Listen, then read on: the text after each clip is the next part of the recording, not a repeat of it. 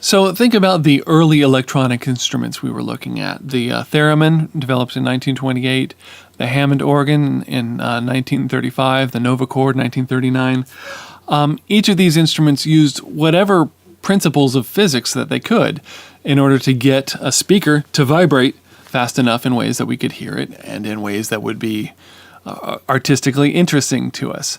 But there was no rule, there was no store they could go to buy the thing that does that thing. There was an awful lot of inventing at the lowest level going on.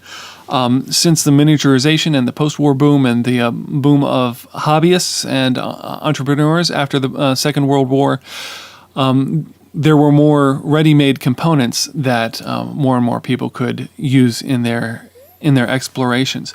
And that led to, in the 1970s, the mass production of analog synthesizers. And then in the 1980s, the mass production of digital synthesizers. And then it's continued to grow from there. So let's look at a couple analog synthesizers and digital synthesizers and get a feel for what it was like to make music with these things. What kinds of thought processes and working processes, working patterns were necessary. So the key thing with analog electronics and analog synthesizers is the notion of voltage control. Remember, we talked about transistors as basically being switches that could be controlled by other electronic things. And this is the same principle. So I can build an oscillator, something that generates a wave, and it needs to know how fast to oscillate. Well, I can tell it how fast to oscillate by giving it a voltage somewhere between its lowest range and its highest range, and it will interpret that as a value in frequency. And then, well, I don't want to listen to just a sustained pitch the whole time, like a siren. I would want it to turn on and off. And so maybe I would create a voltage-controlled amplifier, something that can change the loudness of something up and down in decibels. And it needs to know how loud to make it. And so I could feed it a voltage that tells it how loud to make it, varying between high and low.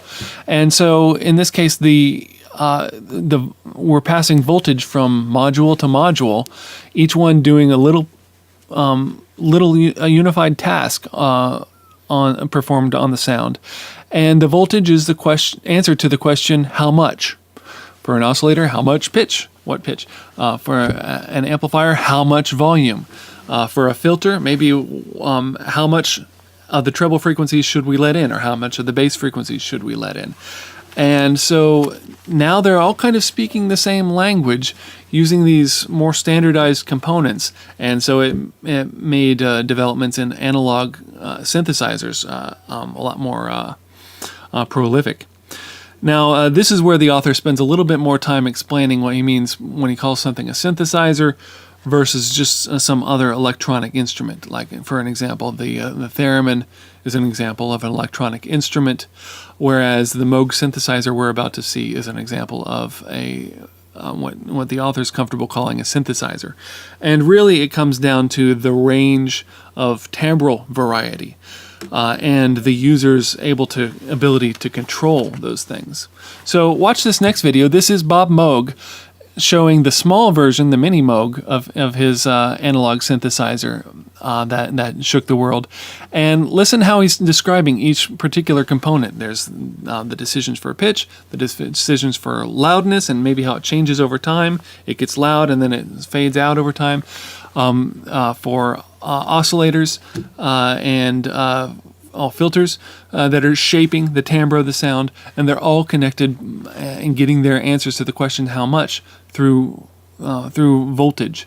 So watch for the voltage control at work in this video, and think about how this gives greater control over timbre of a sound to the users, more than the theremin did, for an example.